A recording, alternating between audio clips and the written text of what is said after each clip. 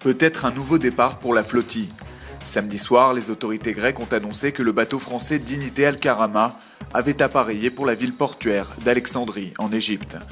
D'après un journaliste présent à bord, 10 activistes pro-palestiniens feraient partie de l'expédition, dont l'objectif est d'atteindre la bande de Gaza.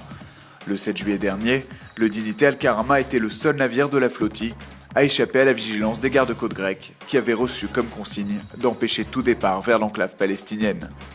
Au bout de 3 jours, le bateau français avait finalement été intercepté par la marine grecque, avant d'être reconduit dans un port de Crète.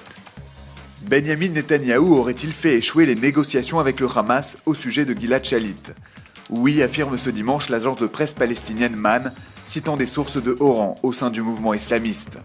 Le Premier ministre israélien est accusé d'avoir fait capoter l'accord en demandant l'exil de 76 prisonniers palestiniens, en plus des 82 autres pour lesquels le Hamas avait finalement donné son accord. Un proche conseiller de Netanyahou a immédiatement rejeté ces accusations qui viennent contredire les déclarations du médiateur allemand impliqué dans les tractations avec le Hamas. Le mois dernier, celui-ci avait déclaré qu'en échange de Gilad Shalit, Israël avait donné son feu vert à la libération de 1000 détenus palestiniens, dont une dizaine devaient être exclus vers les pays arabes. Mais c'est une fois de plus la direction du mouvement islamiste à Damas qui n'aurait pas donné suite à cette offre.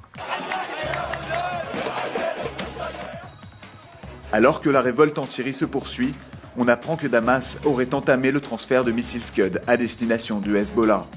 C'est le journal britannique Times qui révèle cette information plutôt inquiétante pour Israël. Doté d'une portée de 700 km, le Scud-D est considéré comme un missile stratégique, ce qui constituerait une première pour une organisation terroriste. Citant un rapport des services de renseignement britanniques, le Times confirme par ailleurs que le Hezbollah possède déjà des missiles M600 qui, eux, peuvent être équipés de charges non conventionnelles, chimiques ou bactériologiques. Si cette publication ne surprend pas l'État hébreu, un responsable militaire israélien a déclaré que la menace venant du Sud-Liban n'avait jamais été aussi grande. La protestation contre la flambée des prix de l'immobilier continue de prendre de l'ampleur. Désormais, des campements ont été installés à l'improviste dans plusieurs villes israéliennes, de Kiryat Shmona au nord à Beersheva au sud.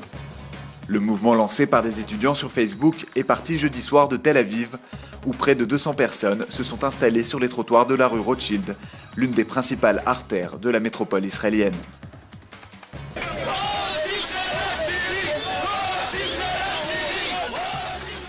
Comme lors de la crise du fromage blanc, les manifestants affichent une grande détermination et promettent de poursuivre leur mobilisation jusqu'à la chute des prix du logement. Au cours du week-end, plusieurs députés de la Knesset sont venus apporter leur soutien aux étudiants. Mais pour Miri Regev du Likoud, la visite s'est plutôt mal déroulée. L'ancienne porte-parole de Tsahal a été violemment prise à partie par la foule, un message de fermeté à l'adresse du gouvernement Netanyahou. À Jérusalem, de nouveaux incidents ont éclaté ce samedi entre la police et des centaines de juifs orthodoxes. Les hommes en noir protestaient contre l'ouverture pendant le Shabbat d'un parking situé près de la vieille ville. Dénonçant une transgression de la religion, ils ont tenté de bloquer un important axe routier avant de jeter des objets sur les forces de l'ordre. Malgré un retour au calme progressif, la tension reste extrêmement vive dans les quartiers orthodoxes de Jérusalem. Il y a une quinzaine de jours, de violents heurts avaient suivi l'arrestation du Rav Dov Lior, soupçonné d'avoir tenu des propos racistes.